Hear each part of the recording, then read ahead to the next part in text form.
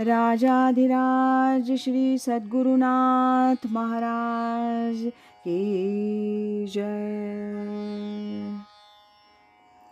तीर्थस्वरूप परमपूज्य श्री रामराय गोविंद केळकर तथा श्री दासराम महाराज यांच्या वचनांवर आधारित श्री दादांचेच अंतरंग सच्शिष्य ना गोखले यांनी लिहिलेल्या नित्य नवा दिस जागृतीचा या ग्रंथातील आज ऐकूया 29 जून या दिवशीचं चिंतन. प्रयत्न करणं आपलं काम आहे.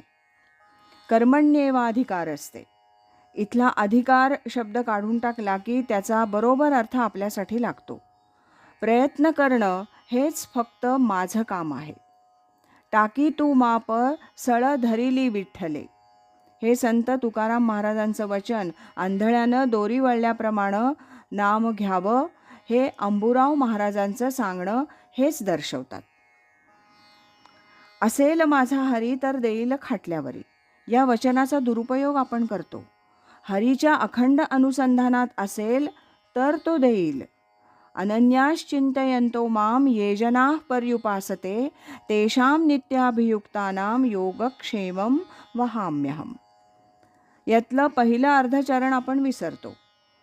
भगवंताची पराकाष्ठेची अव्यभिचारी भक्ती करून जे सतत त्यांच्याशी युक्त असतात त्यांचा योगक्षेम हरी चालवतो.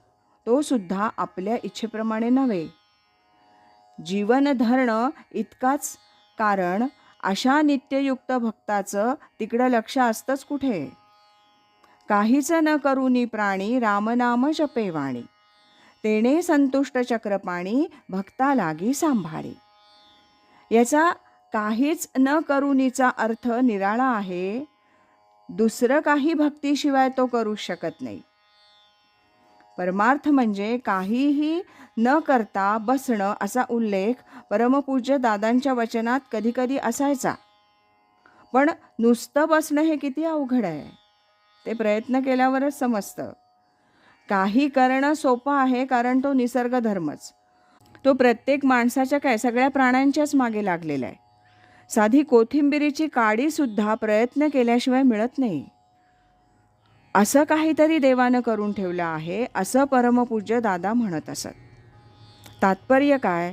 साक्षात्कारासाठी प्रयत्न आपल्याला जमतील तसे आणि सद्गुरू करून घेतील त्याप्रमाणे करणं हे आपलं काम आहे, कर्तव्य आहे. त्यात जर आपण चुकलो नाही तर गुरुदेवांचं आपल्यावर सतत लक्ष असल्यामुळे ते कृपा करून आपल्याला पुढे नेतात. त्यामुळे परमार्थासाठी प्रारब्धावर न विसंबता आपले प्रयत्न हे अत्यावश्यक आहेत हे आपण लक्षात ठेवलं पाहिजे. राजाधिराज श्री सद्गुरुनाथ महाराज की जय.